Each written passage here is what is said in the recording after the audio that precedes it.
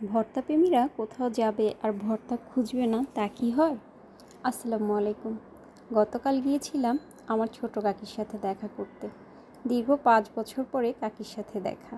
কাকির হাতের ভর্তা খাবো না তাও কি হয়? কাকিকে বললাম, তোমার হাতের ভর্তা খাবো। বেশ, বলতে দেরি, কাকির ভর্তা বানাতে একটুও দেরি হলো না। কাকি প্রথমেই কাঁচামরিচগুলো টেলে নিল, তারপরে বাঁশপাতি চাপা শুটকিগুলোকেও ভেজে নিল। ভাজার পরে কাকি ধুয়ে নিল। এরপরে কাঁচামরিচগুলো সুন্দর করে বেটে নিচ্ছে। কাঁচামরিচ বাটা হয়ে গেলে শুটকিও বেটে নিল। এবার কাঁচামরিচ আর শুটকিগুলোকে একসাথে বেটে নিচ্ছে। কাকি এবার ধনেপাতা এবং লবণ দিয়ে দিল। ধনেপাতা লবণগুলোকেও বেটে নিচ্ছে। এরপরে দিয়ে দিল পেঁয়াজ। পেঁয়াজগুলোকে একটু ছেঁচে নরম করে তারপরে আদা বাটা করে দিয়ে দিবে। মায়েদের হাতে জাদু থাকে।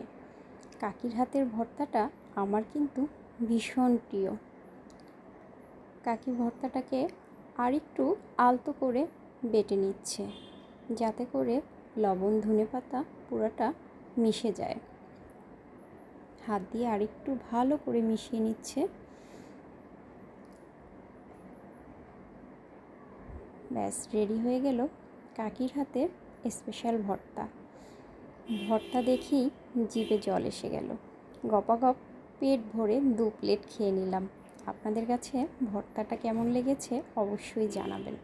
আজকের মতো এ পর্যন্তই। আল্লাহ হাফেজ।